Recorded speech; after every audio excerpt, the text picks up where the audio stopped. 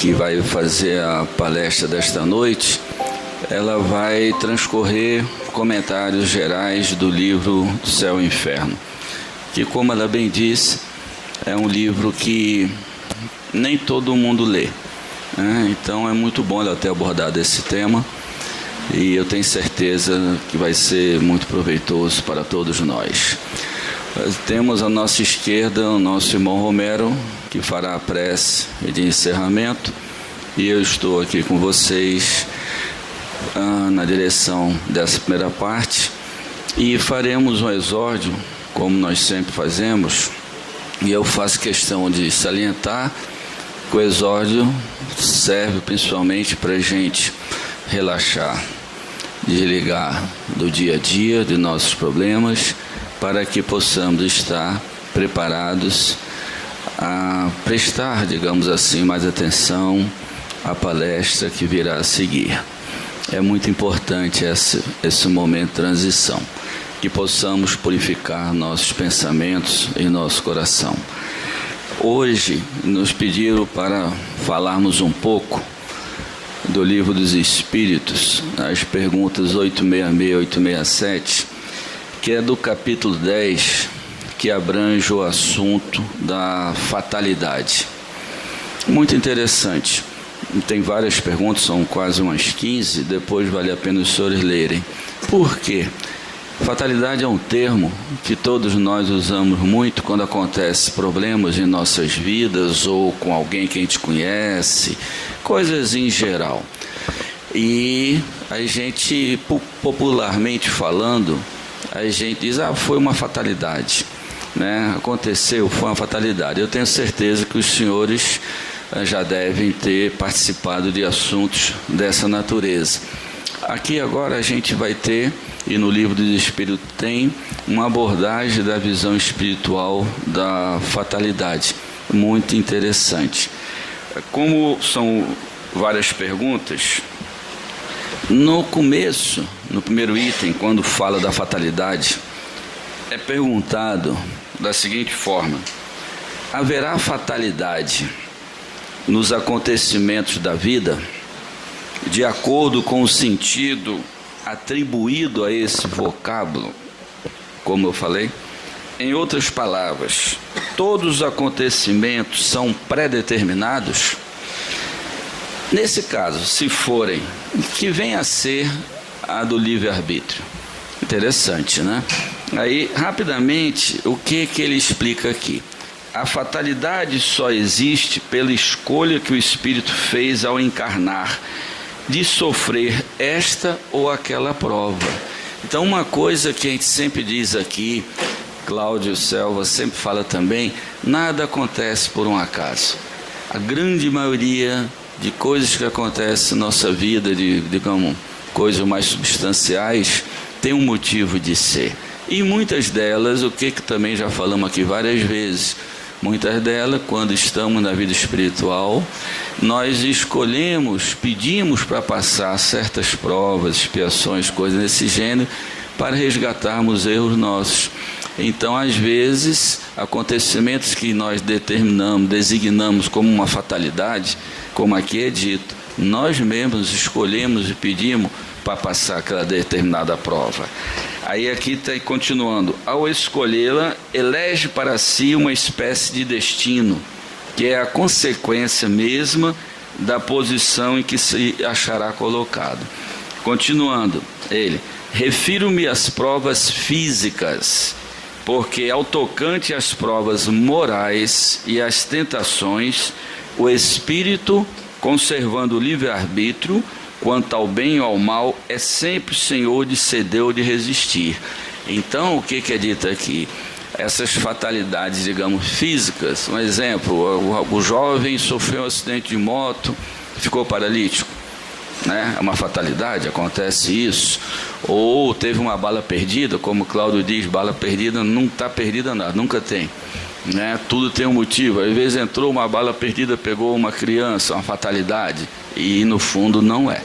Mas isso na parte física que é dito, mas na parte moral, o nosso livre-arbítrio é a decisão nossa. porque nós decidimos para o bem ou para o mal. Então nós temos o livre-arbítrio, sim. Aí voltando para a 866, que é o caso do nosso exórdio, diz: então, a fatalidade que parece presidir aos destinos materiais de nossa vida também é resultante do nosso livre-arbítrio? Essa pergunta corrobora com a outra. Resposta: tu mesmo escolheste a tua prova. Está escrito, está dito. Quanto mais rude ela for, e melhor a suportardes, mais te elevarás. Então essa pergunta é interessante, porque além dela ratificar aquela outra que eu li, que é a primeira, né, que nós escolhemos muitas vezes a nossa prova, aí que tem um detalhe: quanto mais rude ela for, e melhor a suportardes, mais te elevará. Lembre que nós estamos nessa vida, nós não estamos para passar férias aqui, nós estamos para resgatar nossos erros. Então essas provas que vêm, que muitas vezes são tão difíceis para nós, além da gente poder ter pedido passar por elas, é uma oportunidade enorme de nós resgatarmos erros que nós fizemos em vidas passadas, né? Então por isso que a gente deve ter muita resignação e ter muita calma no combate de reclamar de tudo que acontece em nossas vidas. Aí outro detalhe rapidinho aqui, que dá tempo de terminar: os que passam a vida na abundância e na felicidade humana são espíritos de ânimo fraco, que permanecem estacionários. Espíritos de ânimos fracos. Então nós achamos muito bom se a gente querer passar uma vida corpórea como nós estamos, no bem bom, não ter problema nenhum, ter dinheiro, ter tudo uma beleza.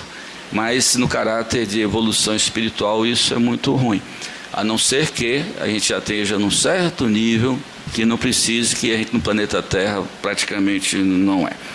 Então, assim, o número de infortunados é muito maior do que o dos felizes neste mundo, considerando-se que os espíritos, na sua maioria, procuram as provas que lhes sejam mais proveitosas. Vejam bem, os espíritos, nós todos somos espíritos, procuram as provas que lhes sejam mais proveitosas. Então nós, muitas dificuldades nós estamos passando, pode ficar certo, nós pedimos passar, nós escolhemos elas.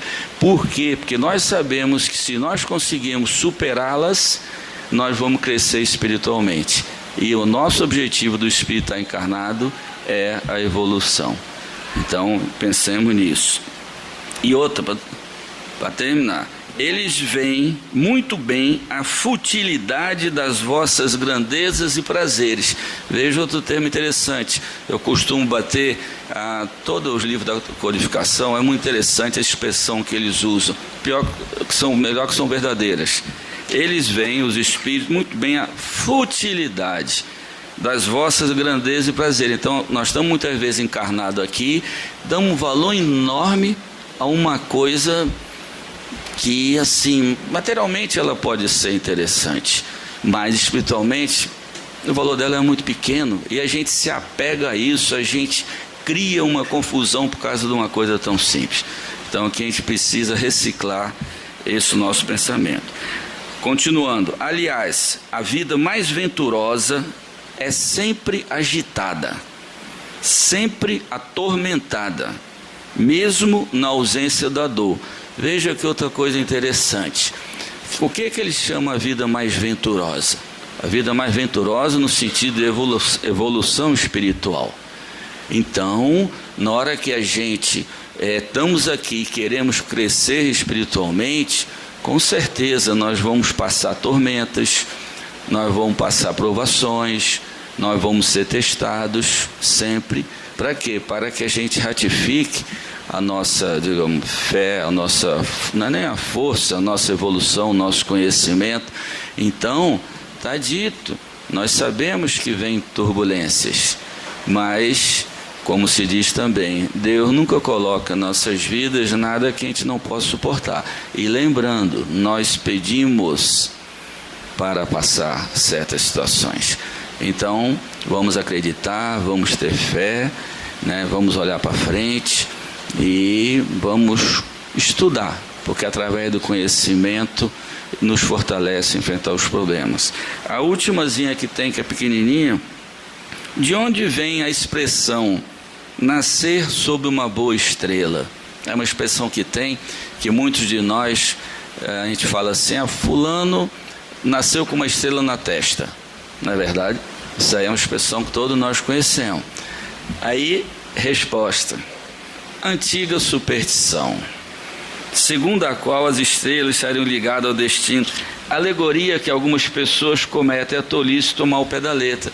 Então não tem isso, né? Como a gente diz, nada acontece por acaso, tanto das coisas ruins quanto das coisas boas. Então muitas vezes a gente tem um conhecido que para ele dá tudo certo, né? Ganha, aí, fulano nasceu com estrela na testa. Não é isso. Tudo tem seu motivo. Muitas vezes uma pessoa dessa passa anos numa maravilha e anos depois acontece um problema bastante sério na vida dele. Então vamos nos preocupar mais com a nossa vida, mais com os encargos que nós assumimos e muitas vezes pedimos para assumir, né? Vamos ter resignação, compreensão e, acima de tudo, procurar tirar proveito e aprendizado de todas as coisas, digamos, dos males, as coisas difíceis e ruins. Elas sim nos ensinam a sermos pessoas melhores, se nós entendemos dessa forma e quisermos aproveitá-las. Meus irmãos, vamos elevar nossos pensamentos nesse momento para fazermos a prece inicial. E nesse momento eu peço a Deus, nosso Pai, Mestre Jesus amado,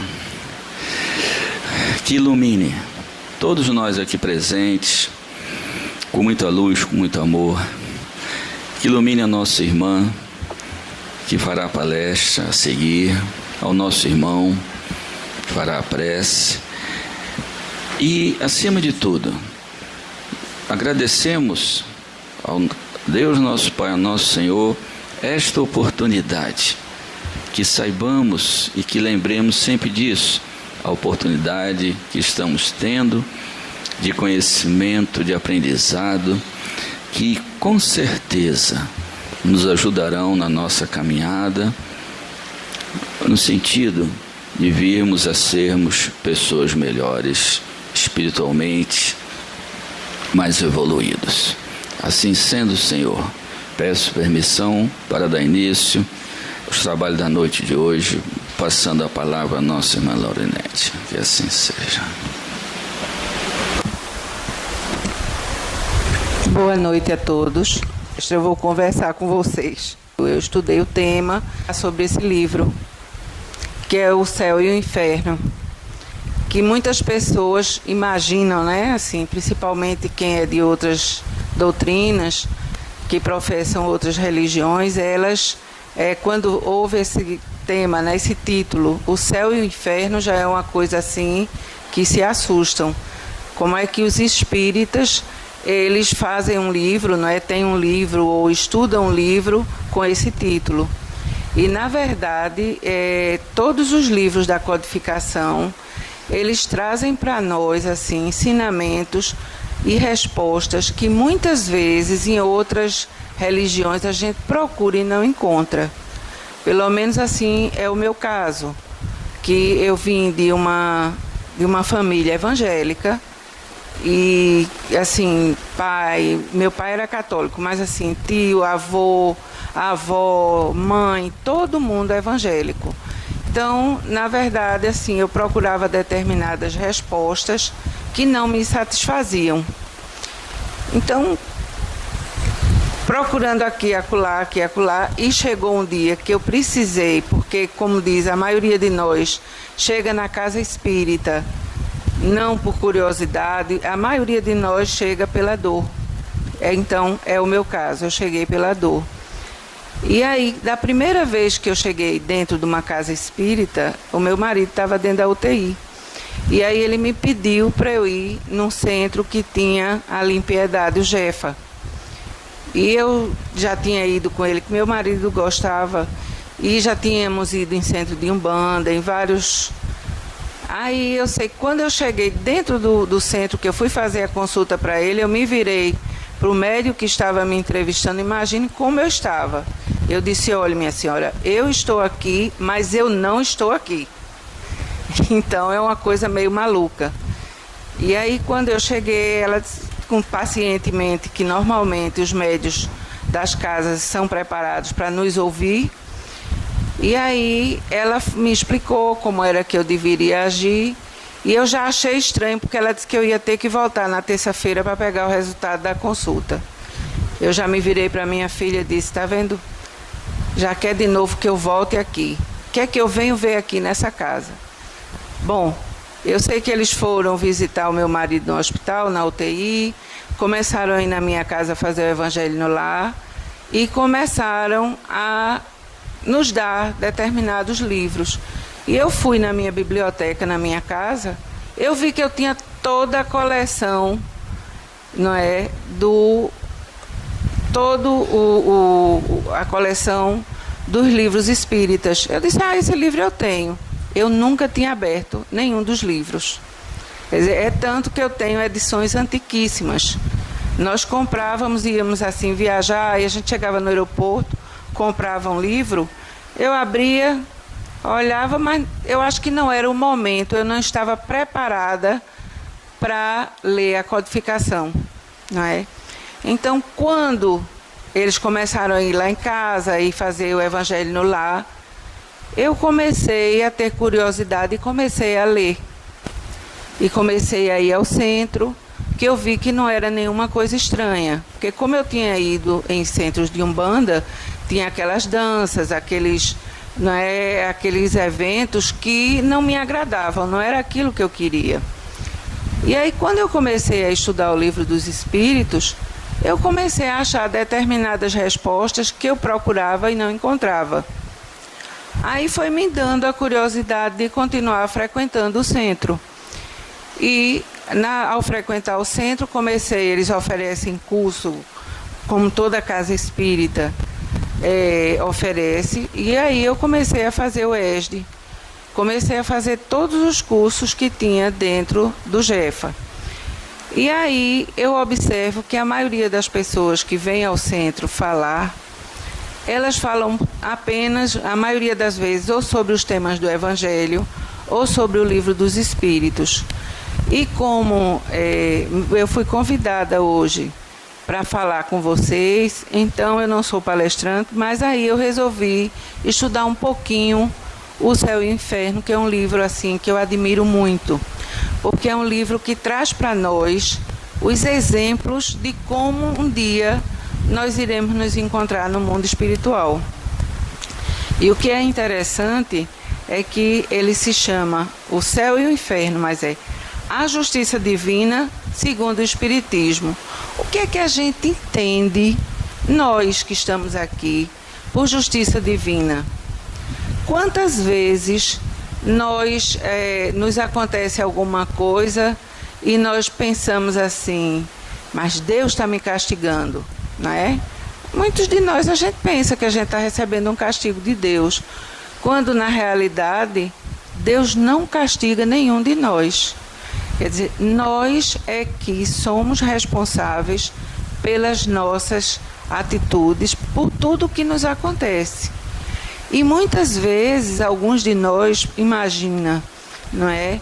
Por que é que eu estou passando por determinada situação?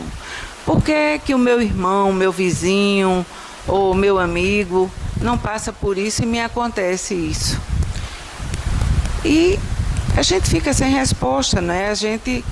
Nós não nos conformamos com o que nos acontece. Então, esse livro aqui, O Céu e o Inferno, ele nos esclarece exatamente como nós devemos agir, quer dizer, nos ensina por que é que nós estamos vivenciando determinadas situações. Então, o primeiro capítulo, ele se refere ao futuro e o nada. Eu achei esse primeiro capítulo assim maravilhoso. Por quê? Porque ele nos exemplifica como cada um de nós, assim, temos as nossas crenças, as nossas compreensão, a nossa compreensão, como é que cada um de nós compreende o que nos acontece, não é? Então, aqui eu achei extraordinário esse início, porque ele fala que nós vivemos e pensamos, agimos, o que é positivo, nós com certeza vamos morrer. Quer dizer, todos nós que estamos aqui, ninguém escapa.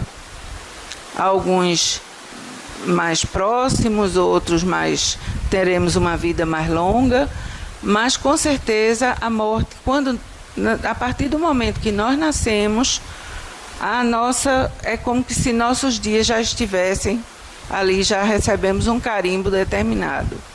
Agora, vai caber a cada um de nós, quando nascemos, não é procurar evoluir. E essa evolução vai depender de quê? Da nossa compreensão em relação à justiça divina. Aí eu achei muito interessante, porque tem um exemplozinho assim, logo no início, de que como hoje chegasse aqui alguém e dissesse que nós só teríamos 8 dias de vida.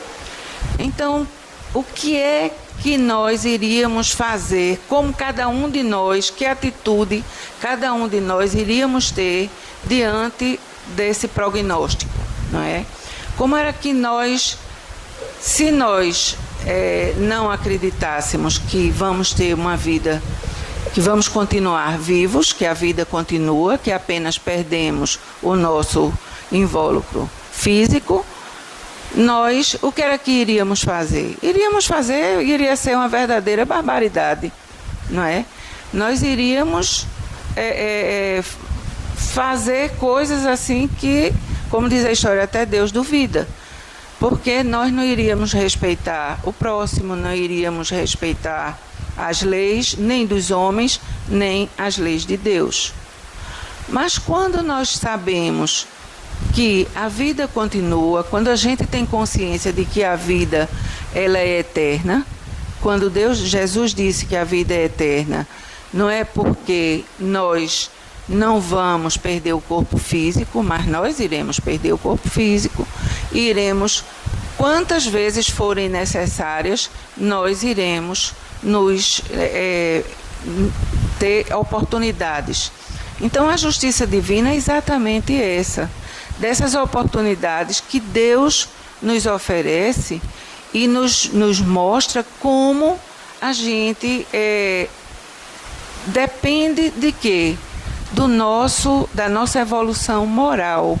Porque muitas vezes a gente acha que porque estuda, porque tem uma formação, porque nós temos uma formação, um conhecimento intelectual, muitas vezes nós procuramos o quê? Nós não compreendemos que a evolução não se dá só do lado intelectual. É muito importante que nós venhamos a crescer as duas asas, que é o lado moral, que é o principal, e o intelectual. O conhecimento que nós adquirimos, o conhecimento intelectual, ele é importante. Mas de todos, o mais importante é o moral. Porque quantas vezes você vê uma pessoa simples, analfabeta, que tem um comportamento e um respeito, uma forma de agir, um lado moral.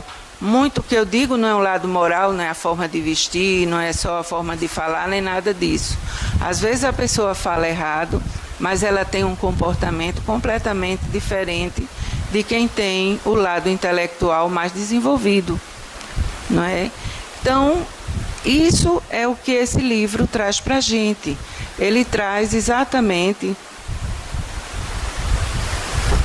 o conhecimento, o ensinamento de como nós agir perante essa oportunidade que Deus nos está dando para que nós tenhamos assim a consciência de que não estamos aqui a passeio, como falou o nosso irmão.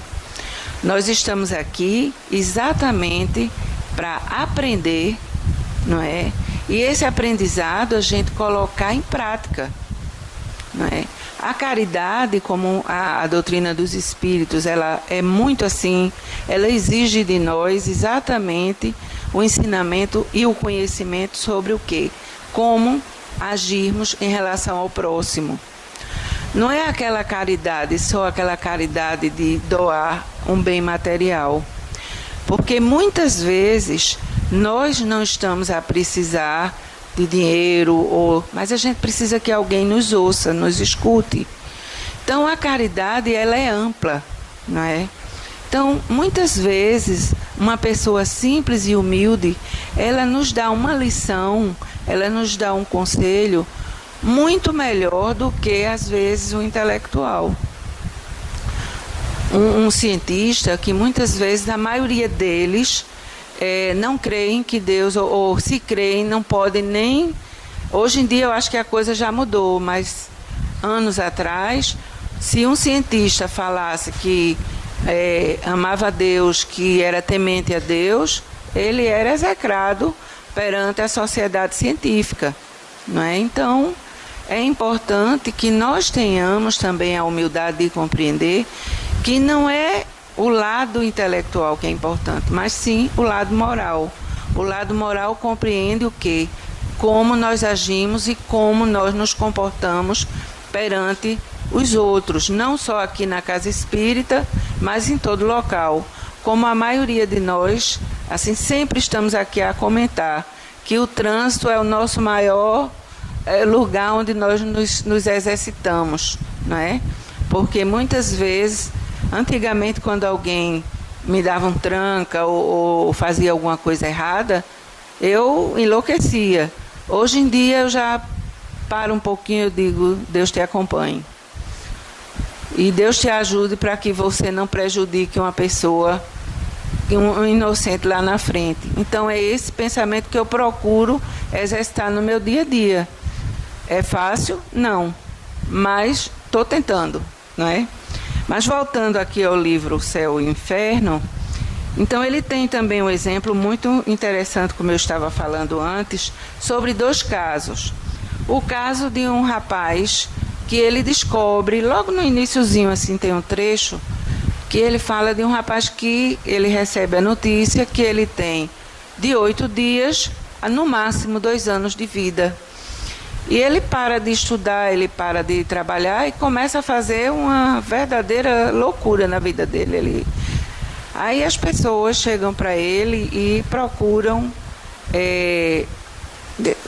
chamar a atenção, dizendo a ele, olha, você não tem saúde, por que é que você está agindo dessa forma tão assim, deslocada, né? Você partiu agora para farra, para noitadas.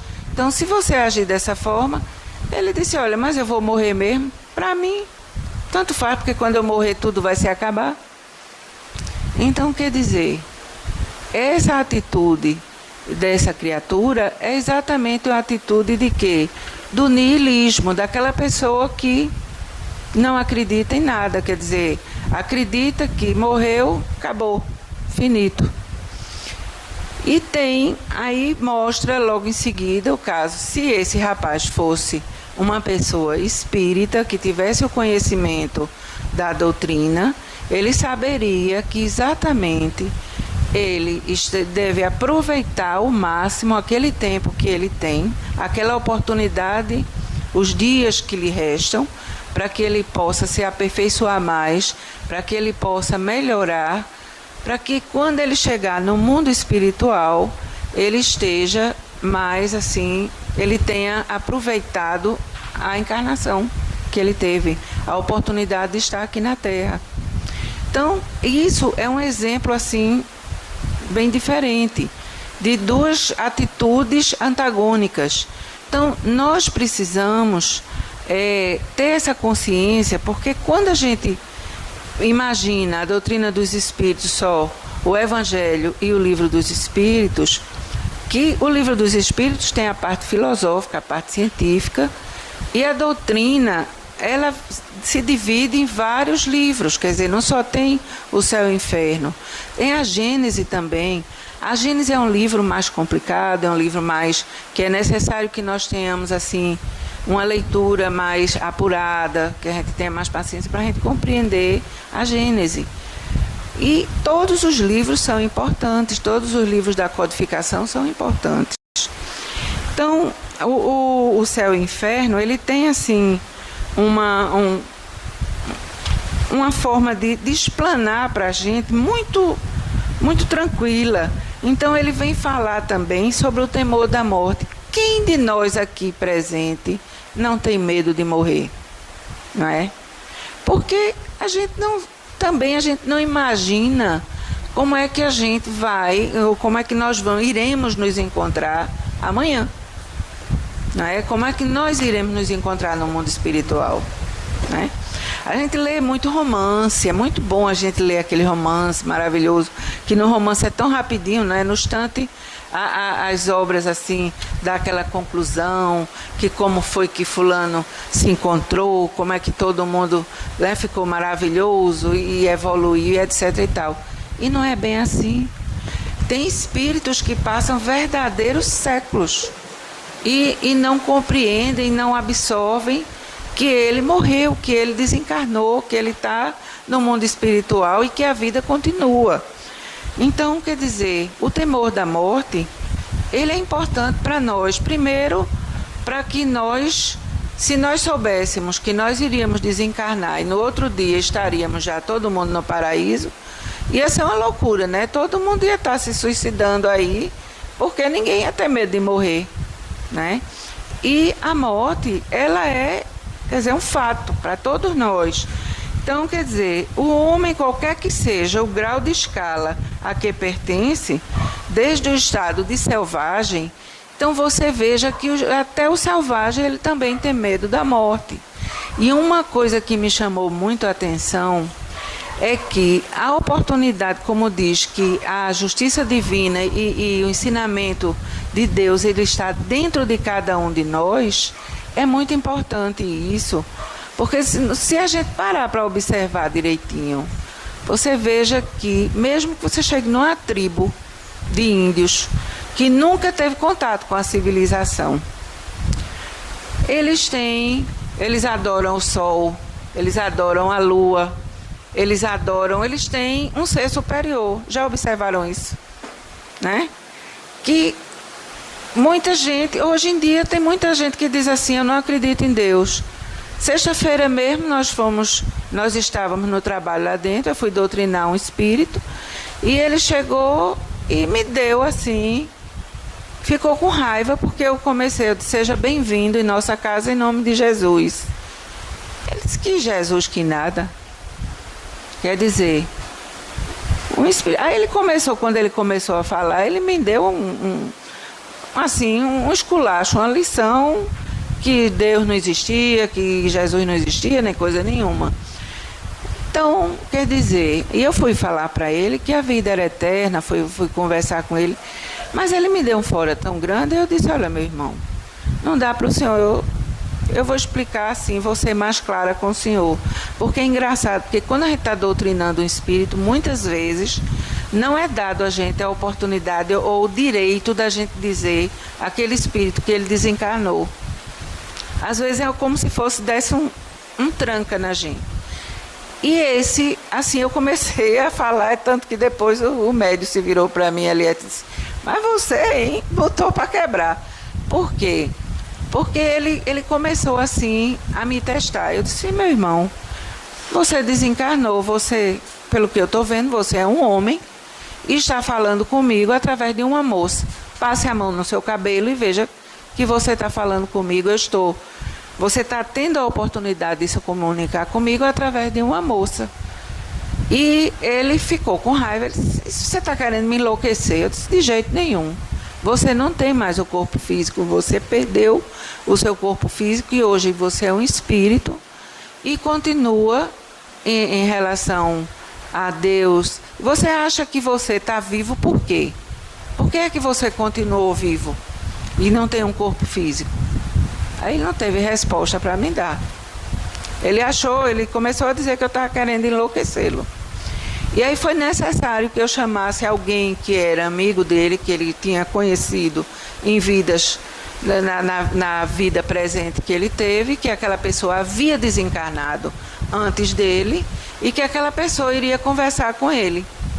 Quer dizer, para você ter uma ideia de como nós, eu digo nós, são vários de nós, que se encontram no mundo espiritual completamente ignorante em relação à existência de Deus.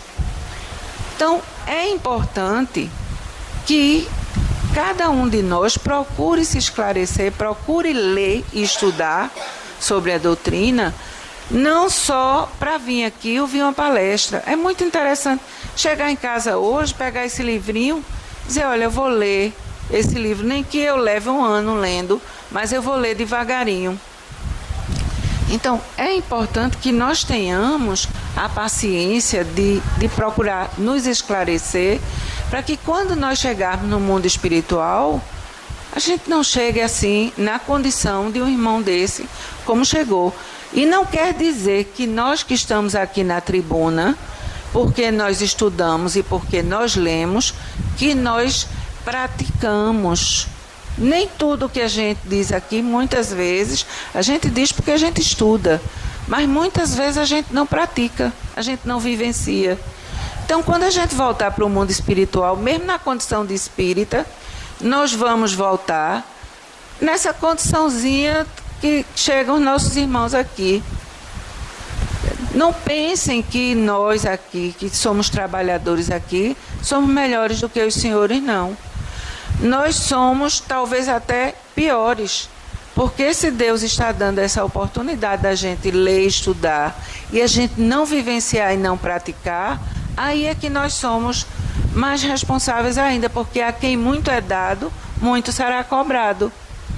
Então não pense, senhores, que nós que dizemos que estamos indicando aqui para os senhores lerem, estudarem, é importante que além de ler, tem até a história muito interessante de uma pessoa que vivia dentro do centro e ficava lá no fundo do centro escutando as palestras, né?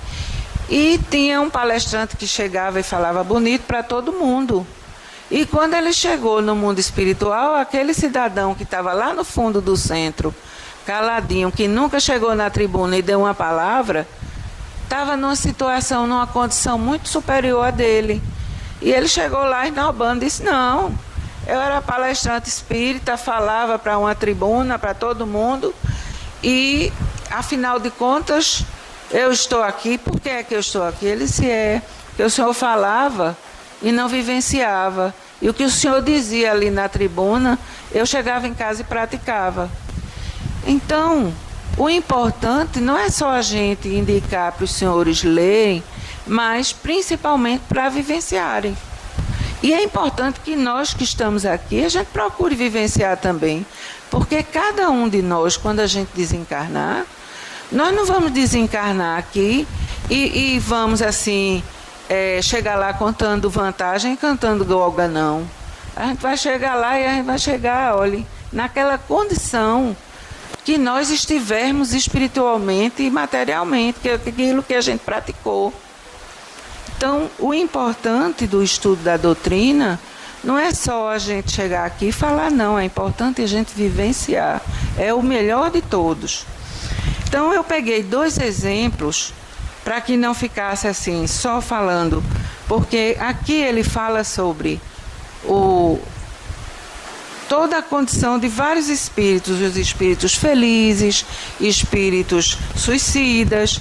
Então, eu peguei duas histórias desse livro muito bom, que é o livro de Rose dos Anjos, que é exatamente onde eu vou trabalhar sobre ele, assim, contar 2 casos, que ela fala sobre, se eu soubesse, não é? Que está exatamente, ele vem daqui do Céu e Inferno, que é contando a condição de como os espíritos se encontram no mundo espiritual. E Rose dos Anjos, ele traz vários depoimentos de vários espíritos que chegam aqui, que chegam no mundo espiritual e não querem vivenciar, não querem mudar. Também tem esses, os teimosos, não é? Porque, digamos, tem um caso muito interessante, que é de um cidadão que é um doente. Eu sou a própria zebra. É uma história bem interessante, a história desse cidadão, porque aí ele está aqui contando que ele está num lugar maravilhoso, que ele tem médicos de primeira, olha que beleza, mas ele não melhora. E do jeito que ele chegou no mundo espiritual, do jeito que ele desencarnou, ele ainda está pior. Ele piorou. Olha que situação. E todo mundo, e ele escutava que todo mundo dizia que quando morresse, a história da família dele, era que quando morresse, descansou. Aí não tem uma história de dizer, né? Ouvi muita gente dizer assim, agora descansou. Aí ele achou que ele ia descansar. E eu achei muito interessante o depoimento dele. Ele é um gaúcho e ele conta que tem um irmão que é muito bonzinho, que gosta dessa pessoa, ele acha essa pessoa maravilhosa, e essa pessoa vem direto conversar com ele e convencer a ele que ele precisa mudar de atitude, que ele já está bem e que ele precisa ir trabalhar. Ele diz, mas vou nada, de jeito nenhum. Aí eu achei, assim, eu vou ler um trechozinho da história, porque aí para que os senhores compreendam a condição, os senhores e as senhoras. Eu sou a própria zebra. Todos os pacientes melhoram, todos reagem, todos parecem fortalecidos, somente o pobre caco velho continua um beco sem saída. Por incrível que pareça, nada me falta. Recebo tudo do bom e do melhor. Tenho assistência médica dada por médicos de verdade. Não pense que são mediquinhos, feito a facão. São médicos que botam para quebrar. Tudo de graça. E nem assim eu consigo tirar o pé do barro. Quer dizer, no mundo espiritual nos é dado toda a oportunidade, né? Eita empreitada danada, essa que me arranjaram. Eu sempre pensava que morrendo eu não veria nem saberia de mais nada e até iria descansar. Não foi assim que sempre nos ensinaram desde pequeno. Lembro-me de que era hábito dizer de quando o pobre diabo morria, fulano descansou. Descansou dos sofrimentos lá da terra, mas o pior está aqui, meu filho, e nem lá. Veja o meu caso. Eu sofria do coração, tinha uma bronquite danada, mas estava na minha casa. Tinha quem me cuidasse e mal ou bem eu ia vivendo. Com certeza, quando eu morri, a família e os amigos também falaram uns por os outros. O pobre diabo descansou.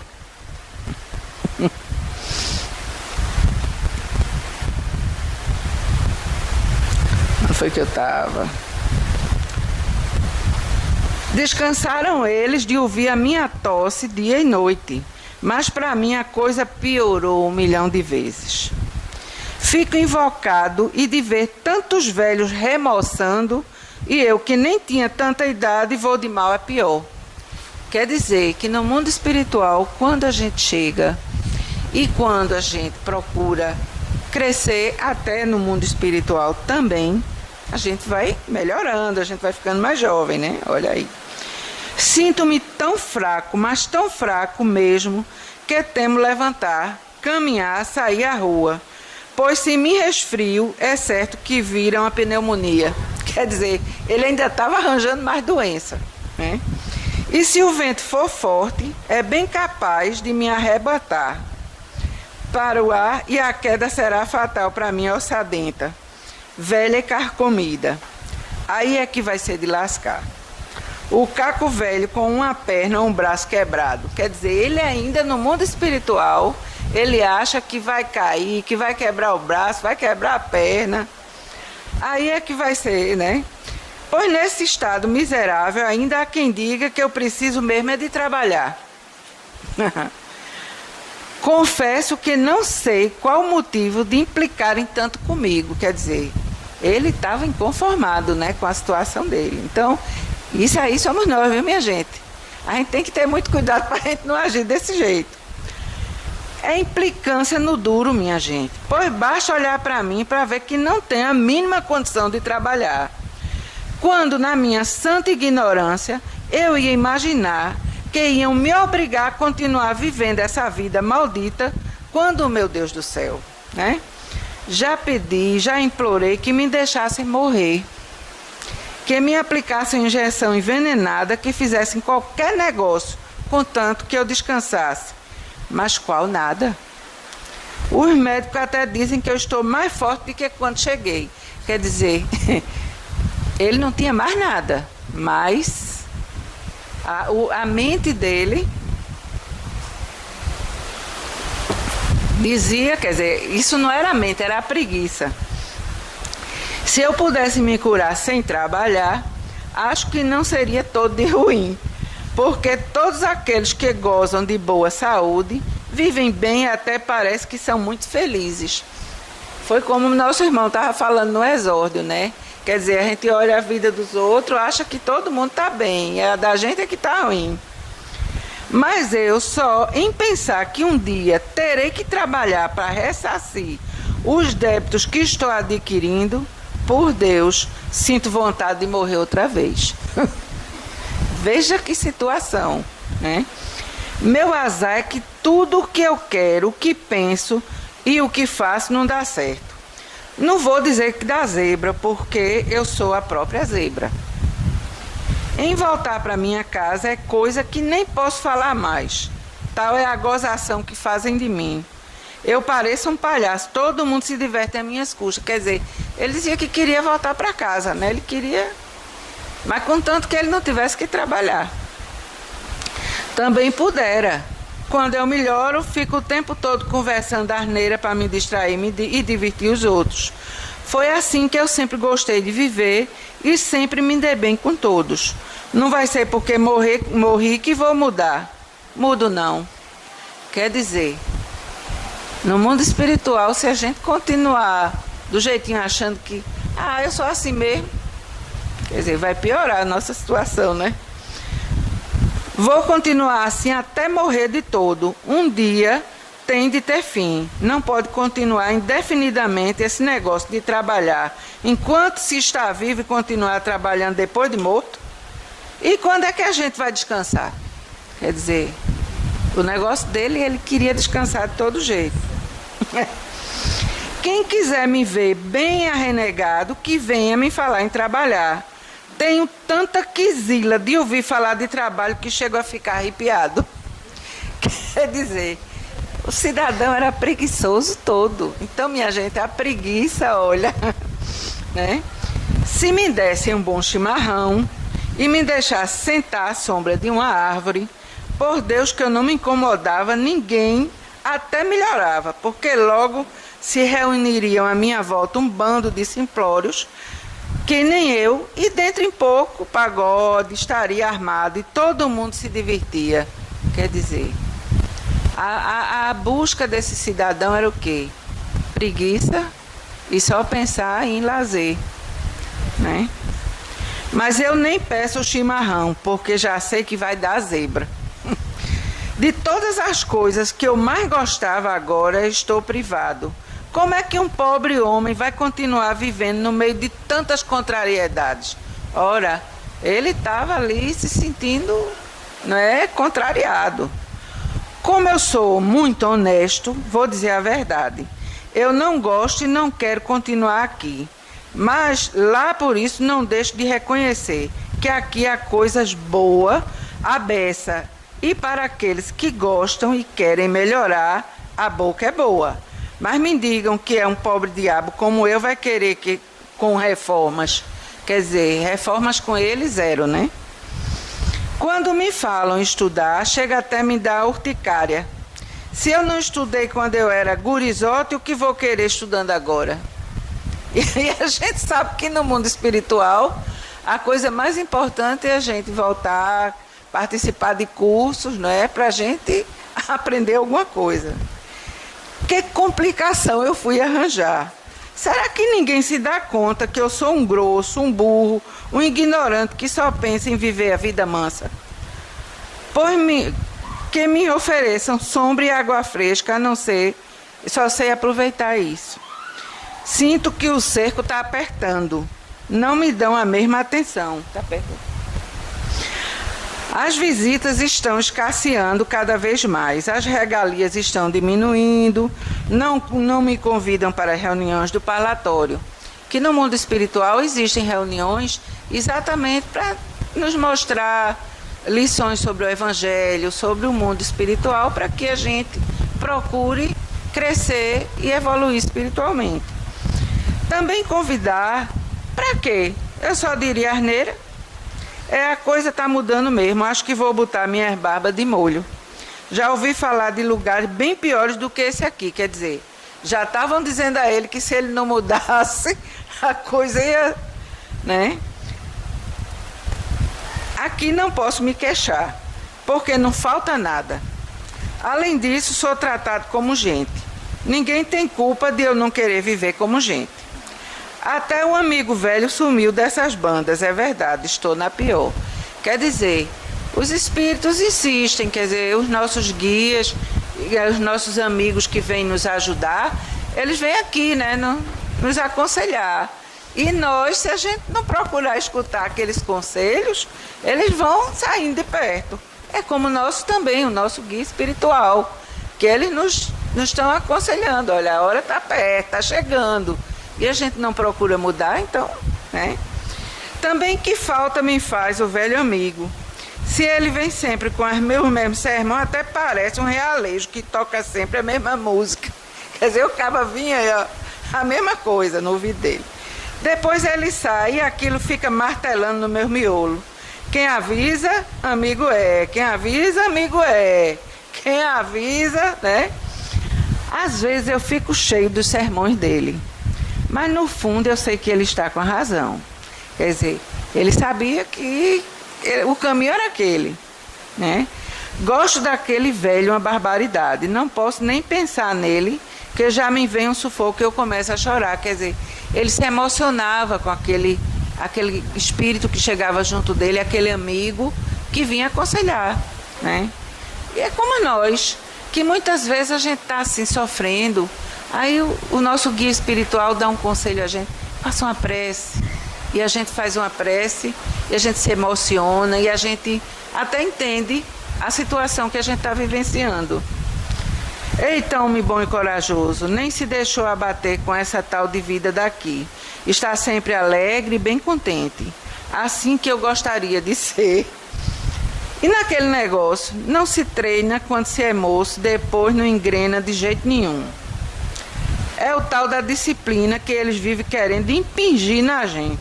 Eu odeio essas coisas que não fui acostumado. Então a gente tem que aprender a se acostumando, né? Para poder a gente mudar. Não estaria hoje nessa miséria. O diabo é que eles sempre estão com a razão. Então eu falo baixinho comigo mesmo para ninguém ouvir. E fico repetindo horas a fio, que nem um desmemoriado. Companheiro, eu acho que vai ter que deixar o lombo trabalhar, porque ninguém mais vai na tua conversa de estou com dor no coração, estou fraco, com dor aqui e acolá. Não vês que estão te chutando para escanteio? Bem, que o velho amigo me avisou que a gente aqui não brinca em serviço. Quer dizer, o mundo espiritual, ele dá toda a oportunidade a gente, como a gente está tendo de ouvir essa história, né? Então, quer dizer, a gente vivencia e pratica se a gente quiser. Mas também se a gente quiser continuar na mesmice, nada vai mudar, nada vai melhorar, né? Ele sabe o nome dos bois. O velho é chato, mas eu gosto dele barbaridade. Que bom se ele lembrasse de passar aqui para dar uma olhada no caco velho. Acho até que eu ia respirar aliviado.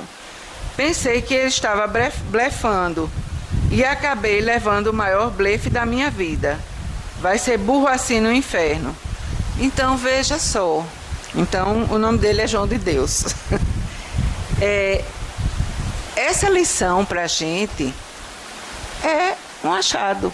Quer dizer, isso aqui, se a gente procurar compreender o que esse espírito falou, e a gente procurar mudar de atitude, então a gente vai ter que ler esses livrinhos que muitas vezes a gente acha que tem mais tempo para ver um filme, tem mais tempo para ver a novela, tem mais tempo de estar no WhatsApp, tem mais tempo de estar nas redes sociais, às vezes contando coisas que nós não somos e não vivenciamos, não é?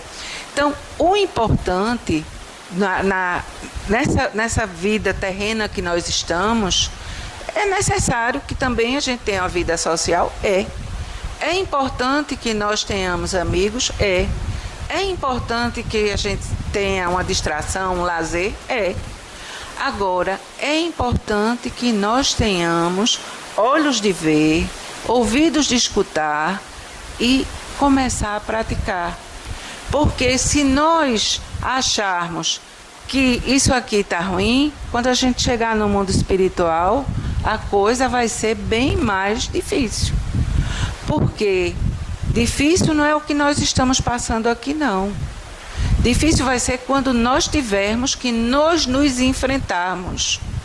Porque nós não vamos ter pai, não vamos ter mãe, não vamos ter namorado, não vamos ter marido, não vamos ter namorada, não vamos ter esposa, não vamos ter filho, não vamos ter ninguém.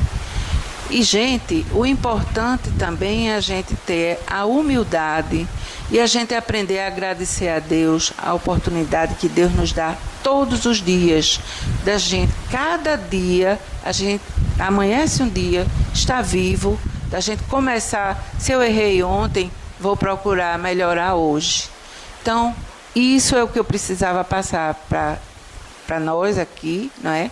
Porque todos nós que estamos aqui precisamos aprender como não só falar, mas a gente também, o mais importante é a gente escutar aqui dentro. Muita paz a todos. Agradeço as palavras de nossa irmã Laurinete e em cima do que ela falou, uma coisa que nós temos, Jesus nos ensinou: conhecereis a verdade e a verdade vos libertará. Tenham isso em mente quando ela comentou de a gente estudar, de ler, de tentar entender que isso é muito bom, é uma verdade. Peço agora ao nosso irmão Romero para fazer a prece de encerramento.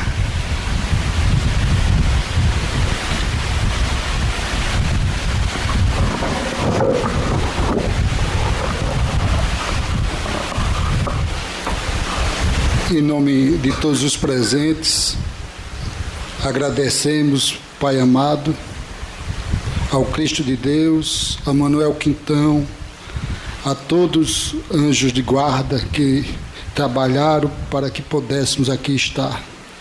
Agradecemos também aquela espiritualidade que fez o despertar pela dor, pelo entusiasmo, pela perseverança. E que todos os envolvidos desta noite, Senhor, qualquer lado que esteja, estamos no Teu reino. Sabemos de nossa responsabilidade. Te pedimos por despertar o nosso melhor, os nossos sentimentos. Já saímos da época dos instintos, das sensações. Já estamos iniciando a fase dos sentimentos. Que possamos aprimorá-la para que um dia possamos entrar na época, na fase do verdadeiro amor desinteressado.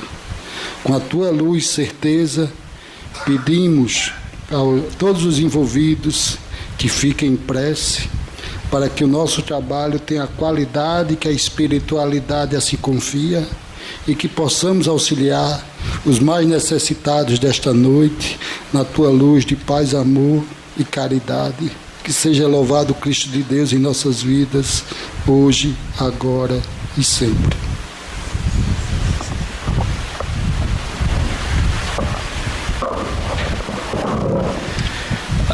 Diante das palavras do nosso irmão, Mestre Jesus amado, pedimos que a vossa paz e proteção abençoe a todos aqui presentes, encarnados e desencarnados. E Assim, pedimos permissão para dar por encerrada a primeira parte dos trabalhos da noite de hoje, desejando a todos uma boa noite e progressos espirituais. Que assim seja.